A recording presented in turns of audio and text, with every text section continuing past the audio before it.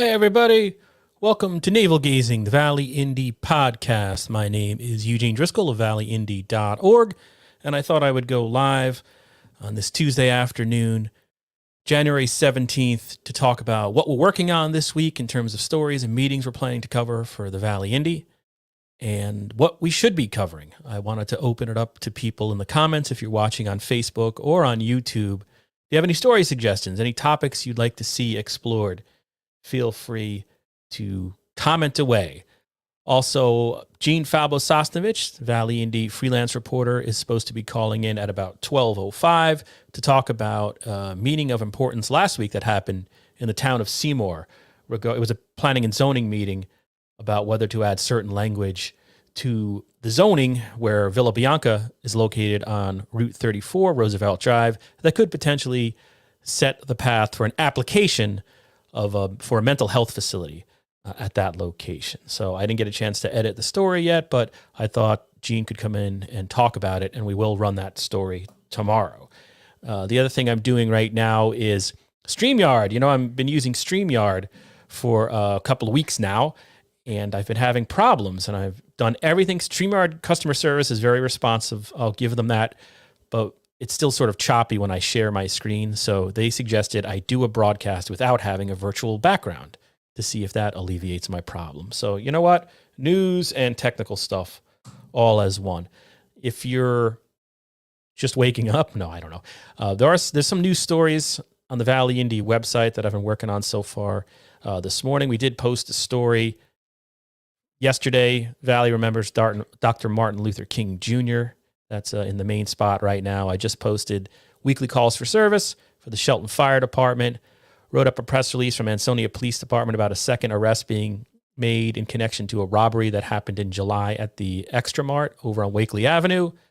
There's a pasta dinner coming up to benefit Boy Scouts America Troop 3. That's going to be in Shelton, and so on and so forth. So this week, it's a busy week. Last week was busy in terms of meetings and streaming and all that. And this week looks to be like another busy week. I know there's a bunch of stories that I didn't get to over last week that I wanted to write about. One being Derby High School is talking about potentially maybe someday, starting an esports program, which I thought was really fascinating. That was one from last week that I didn't get to do. There's also a bunch of meetings happening tonight in Derby alone, but maybe I'll wait until Gene calls in to go over that. In terms of presenting my screen here, I want to try something real fast. Let's see if I can do this without it being choppy for my pals at StreamYard. So I'm going to share an interview that I did with Donald Trump a million years ago when he called me up when I was a new reporter. I milk this for all it's worth. If you've ever met me, I bring it up every single time. Let me know if you can hear this. And by the way, if you're just joining, if you have any story ideas or things you want looked into, or you just want to comment about anything or ask a question, go ahead and do it in the comments section. So anyway, here's Donald Trump when I was a reporter with the Patent Trader newspaper in Mount Kisco, New York. Hello. Hi, Mr. Trump. Hi, how are you? Not bad. How about yourself? Okay, good. I just read your story. It was very well written, I must say. But, you know, we've had tremendous support for this project over the last 2 years. At the time, Donald Trump was a developer, of course, in Manhattan. He was trying to get a golf course built in the towns of North Castle, New York, which is Armonk, better known as Armonk, and the town of Bedford, New York. There was a lake at that property that was a drinking supply for Mount Kisco, New York, the village of Mount Kisco. So the public didn't want it. Because basically, Gene, it's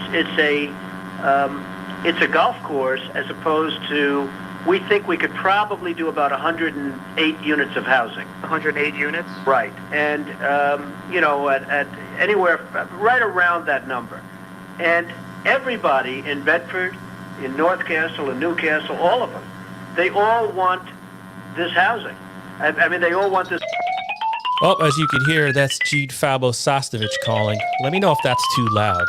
Looks like it's all working. Let's see if I can do this now.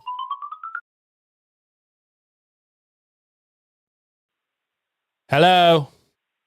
Hello, Eugene. This is Gene. I'm calling in. Hey, Gene. How's it going? Welcome to Navel Gazing, the Valley Indy podcast. Thank you. So I was just killing a couple of minutes here by playing an old video interview, not a video, but a video of a recording that I did with Donald Trump back in the day. But that's neither here nor there. What I wanted to talk to you about is last week's meeting of the Seymour Planning and Zoning Commission, during which the commission took up a application, I guess, to add certain text to Seymour's zoning, I guess specifically in the RC3 zone where Villa Bianca is located. Yes. Yes, and it's important to point out because I actually spoke with the commission chairman. I saw him at the Martin Luther King Day celebration yesterday in Ansonia. What Newport Healthcare is seeking, they're not specifically targeting Villa. It's an entire stretch along Route 34, which is across from the Housatonic River. Right, but they're talking specifically, they're talking specifically about Villa Bianca. Right, you're right, because they're under contract to purchase Villa and then a property at Squantek Road, but it is for an entire stretch of Route 34 in that where Villa Bianca happens to be located. Yes. How big is the stretch? Nothing has been decided yet. They kept the public hearing open until a date yet to be determined next month. How big is the stretch that they're talking about here? How much land would this affect? Do they have any idea? You know what? Woods other than Villa Bianca? I actually did not find that out. I could, make a call into the, the town planner to see just how many acres it spans down there, but that information I actually don't have. But obviously the most important thing, the news out of this thing, regardless of how much land it affects, it does in fact affect Villa Bianca, a working, catering facility, wedding venue, right? Yeah, wedding venue. It's been, a wedding venue. I mean, I've been to countless weddings there myself, over the years. And as of right now, it remains open as a venue. I spoke to an employee last week or the week before who answered and said, they remain open for business until, something, if it does get purchased. I guess we've been writing about this and you've been covering this from a couple of months. We've tried to get in contact with the owners, right? But they're just staying silent as to what their future is. Each of the time I've called a couple times over there and the owner, or / manager, wasn't available. And so I haven't actually got a confirmation from the owner, who I still believe is Tony Muvuli, who has owned it forever. I thought he sold it. He did an essay contest years and years ago. I don't remember if you recall that. I do, but I thought after that at some point they sold it. But I could be wrong. No, you know what? I'm trying to jog my memory here. I think you are right. It could have been sold to someone, and the name escapes me right now of the new owner. But the employee that I spoke with last week had mentioned Tony. So I'm just assuming it was still Tony Mavuli. Yeah, and just the only reason I bring that up is because when we first wrote this story, the majority of the comments on social media were just asking, well, I didn't even know it was closed or it's going to close. But we did all we can other than showing up in person and breaking into the place. We've tried to get comments from the owners, but they're not taken. They're not offering comment on there. So what was one thing I wanted to ask you, Gene, that meeting, there was a public hearing last Thursday. No decision was made as to whether to add this wording that describes a mental health facility into that zone. And they're going to continue it until this public hearing is still open. So people can come out again and talk good, bad, or indifferent about this proposed zoning text. You would think if they're continuing a public hearing that the public would still have another chance to comment next month, but they made, I spoke with the attorney and he did make that clear during the meeting. Before the public hearing ended last Thursday, January 12th, when I covered the meeting, it was at 6:00 at Town Hall in Seymour. Must have lasted at least a good hour and a half. They asked, the public one more time anyone for, anyone opposed, to come back up. While they'll still have a chance to comment by email before the next meeting in February, which we don't know the date just yet. The hearing that's continued is going to basically just be for Newport Healthcare, the applicant, to reply to all of the commentary made from the public. So if I'm a member of the public and not have a chance. If I'm a member of the public, Right. If I'm a member of the public and I didn't comment last Thursday, Right. are they saying they're not going to let me speak? Not at the continuation. That is going to be just for the applicant, Newport, to respond to all the public commentary. What the public can do now, and between now and when the next meeting, the hearing is continued sometime in February. Again, we don't have a date yet. I just checked Seymour's website right before I came on the air with you to see if a meeting had been scheduled. It hasn't yet. The commission normally meets the second Thursday of each month, Right. so that would bring their next meeting until February 9th. But Newport Healthcare, the applicant, has a conflict on that night, so they had to work something out, between the town and, Newport officials when they could meet. That's interesting. The only reason I'm asking all that, I know you don't have the answer to that. I mean, to have a public hearing where the public's not allowed to speak is interesting from a First Amendment perspective and an FOI perspective. I question that. Because it's a public hearing, but the Seymour officials made it clear, that was going to happen. The continued hearing is just for Newport to reply to the public. But and they're saying that's allowed under state law? Yeah, I've never heard of that. I could get clarification, but if residents want to get, if they have anything else to say, because I would say about 75 people turned out, about 6 or 7 people spoke for the proposal, and those were actually a lot of past clients of Newport Services and other areas in Connecticut and beyond, and about 18 or so Seymour residents, spoke against it. But they still have time to get comments in, and I could give you the email address, or when my story runs, I have that information in there. Yeah, people can check that. People, it's I'll publish that later today. That is interesting though. That'll be interesting to see how that works out. I've just never heard of a public hearing where, I've been to plenty of public hearings where they've been continued, but to stop the public from commenting, because you're saying they already had a chance at the last public comment, and now it's the time for the applicant. That's for the applicant to respond. Yeah. But they made it clear. They actually said it, I would say 2 or 3 times, even with the town's attorney. You know what I mean? Said if anybody else, and the commission chairman, Rob Van Agen, put it out there like 3 times. No, I understand they said it. That doesn't. I guess I'm questioning whether just because they said it. Is that the law? That's all I'm asking. Right, because you think, if we're continuing a public hearing, until next month, you just think public hearing. Just by definition, you're continuing a public hearing. You're not. It sounds like they're almost, and this is just you and I. Nobody's actually listening or watching. But how can you call it a public hearing if the public can't speak? That's bizarre. I get it. I did question that. And they said now is the time, to get everything out there. They did according keep it to them. open. And even exactly, and even multiple of the same people would come up, again and make another comment after everyone had their chance to say something the first time. They opened it up, it sounds like they closed the public hearing.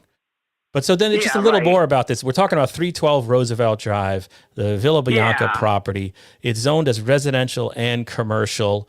Actually, recreational. The R stands for recreational. RC3. Oh, recreational. Okay. Yeah. Mm-hmm. Yeah, RC3 is recreational commercial. And a lot of the people that were there, that made comments against something like this coming here, all preface their comments mostly by saying, we realize there's a great need for mental health services, just not here.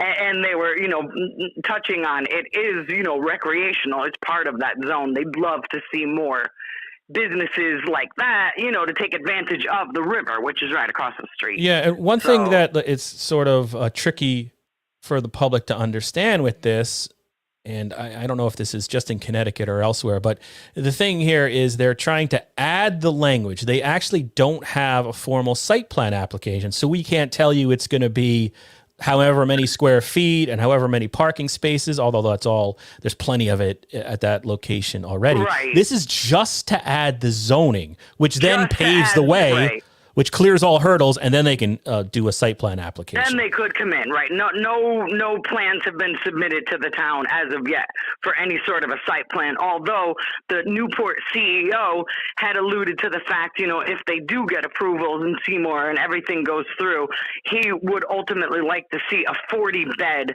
facility, because this would be a live-in treatment facility for either men or women, young adolescents. They say between the ages of 18 to 25 on their website, but I'm thinking it could be younger.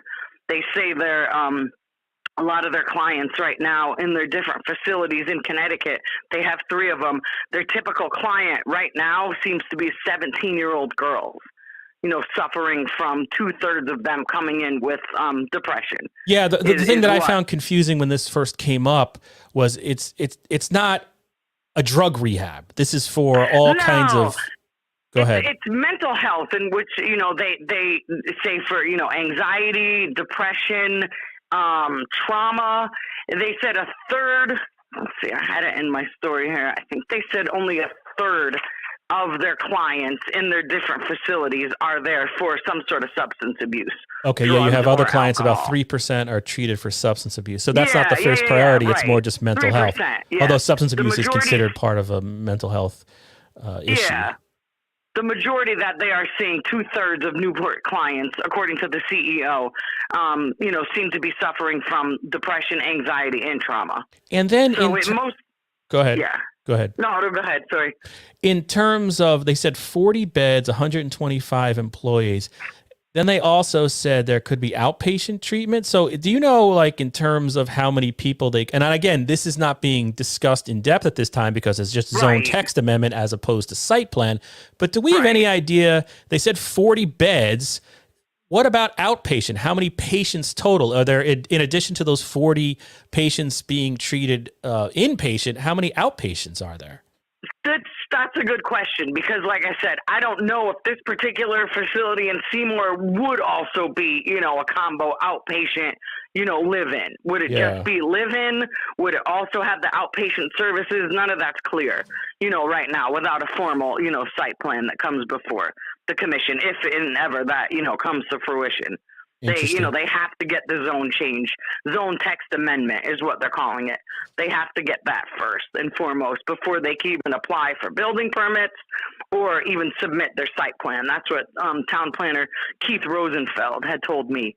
Okay. And then you had said 6 spoke in favor, including several young people that had been helped by the treatment provided by this private group, and then 18 people spoke against, which is, both those numbers are a lot for a public hearing. Most of these P&Z meetings, they are like ghost towns when you show up. Right, there's never anybody there. That becomes somewhat controversial and concerning to people. I walked in and was shocked because, like I said, it was standing room only. 75 Every people. seat was taken, and every, the room, the perimeter of the room was lined with people as well. Okay. And there was a Seymour police officer on hand as well. I didn't, ask him. Is he making overtime for that? Him there. What's that? I said, is he making overtime, or is just part of the? I guess it's just probably a dedicated patrol officer.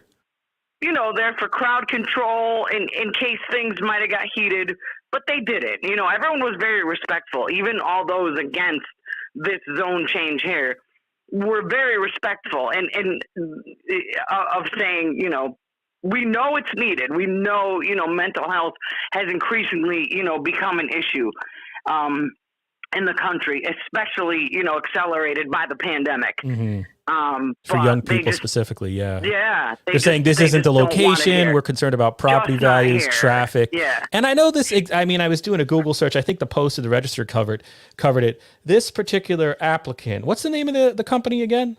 Newport Healthcare is like the big name overall. And then they have there's like Newport Institute, there's Newport Academy.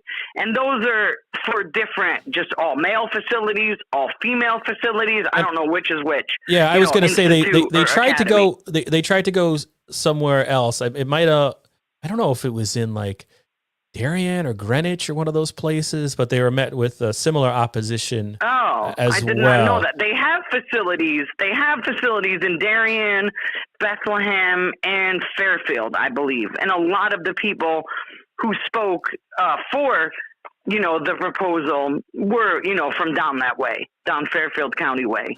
Gotcha. A couple of the clients. Yeah. So it is. I know it is a big growth field. All right, Gene. Maybe 'cause nobody's asking any questions. I don't know. I can't believe it. I know. There's only two people watching, and I think I'm one of them. Had a lot to say. Yeah. So, but like I said, What they else? are.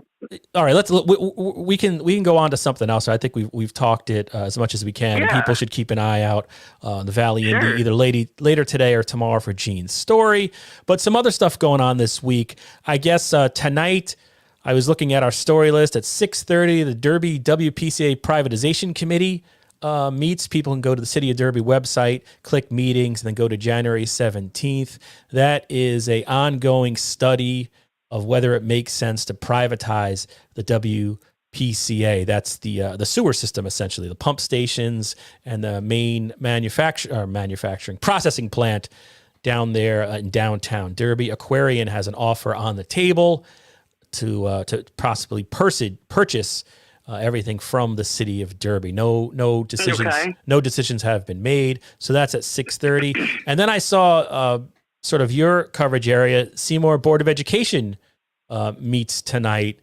Do you know what are they having? Another budget meeting or something like that? I believe that could be their second budget workshop. They kicked them off last week, and I had inquired with the superintendent of schools, Susan Compton, to see if they were going to, do a vote yet. She usually presents her budget first, and then the Board of Ed sometime in January, will vote on a budget.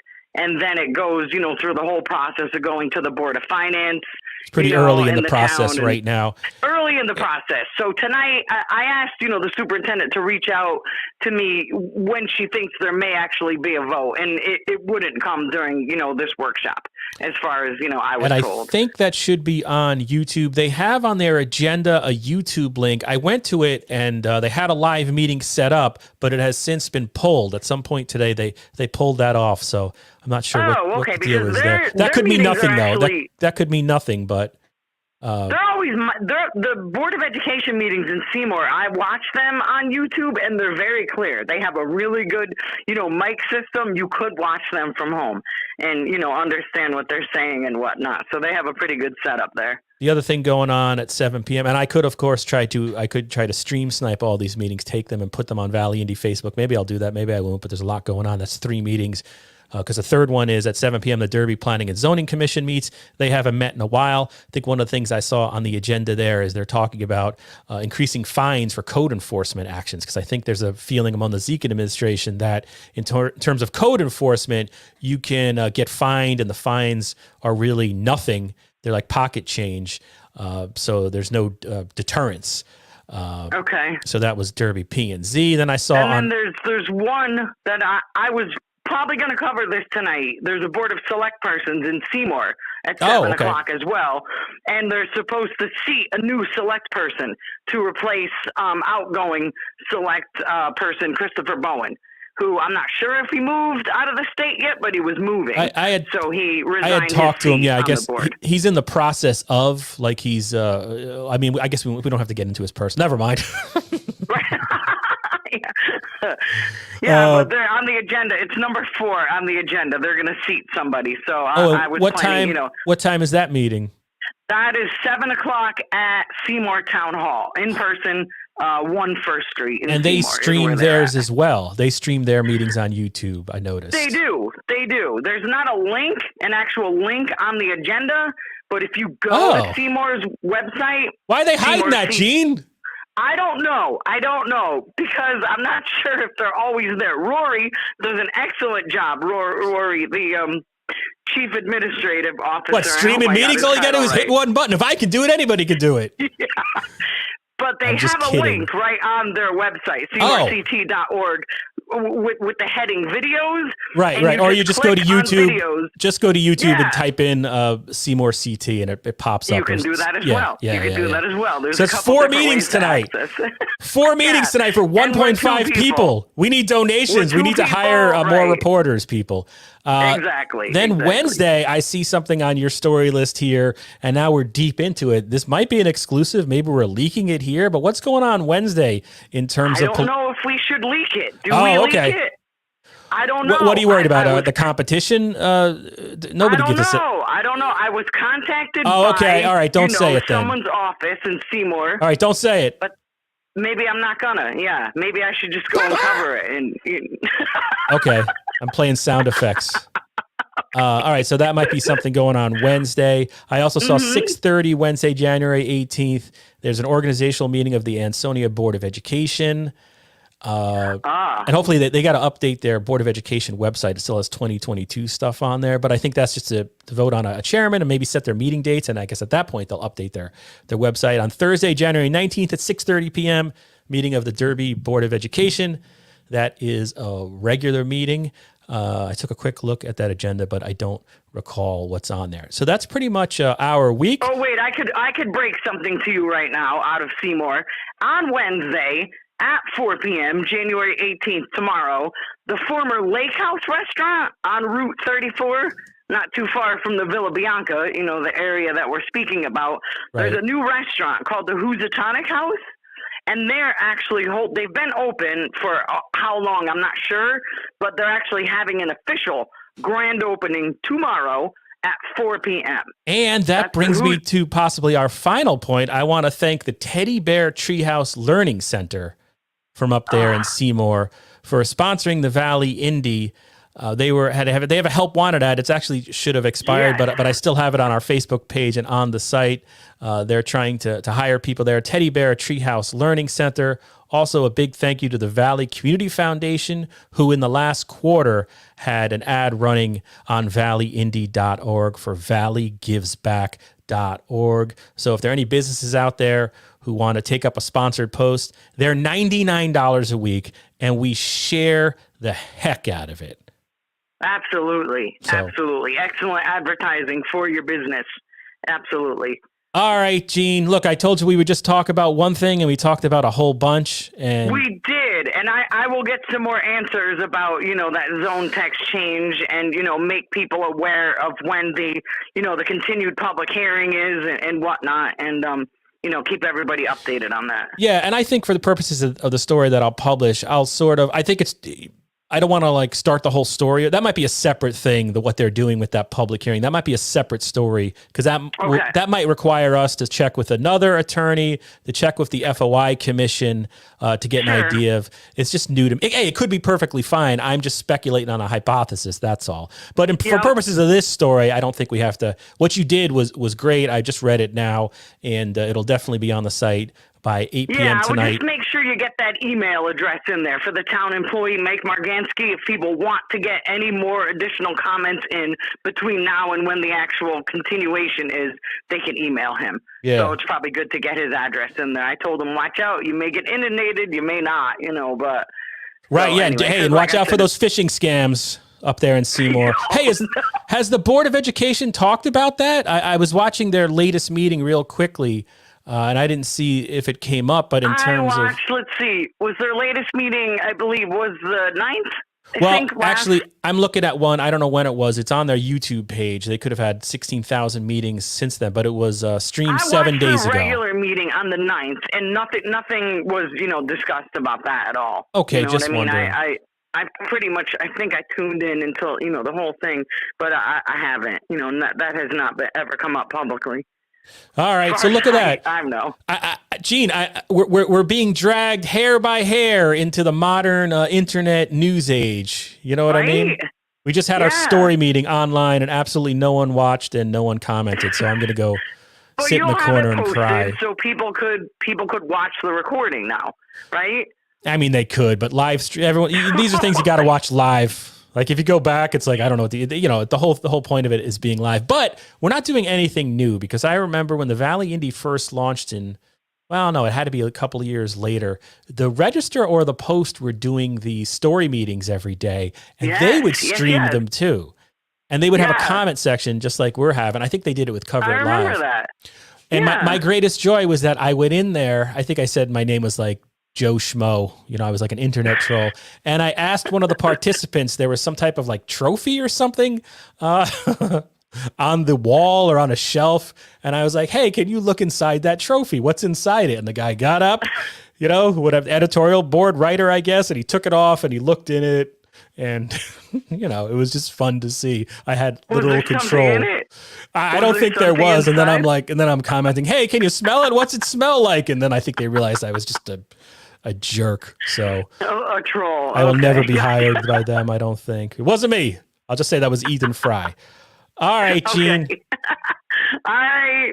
I will. I'll be in touch. You know, I'll be at Board of Select Persons tonight. I'll go in person because you never know with technology. It could, you know, the streaming could, you know, not be good and I'll miss it. So I'll definitely plan to go in person. All right.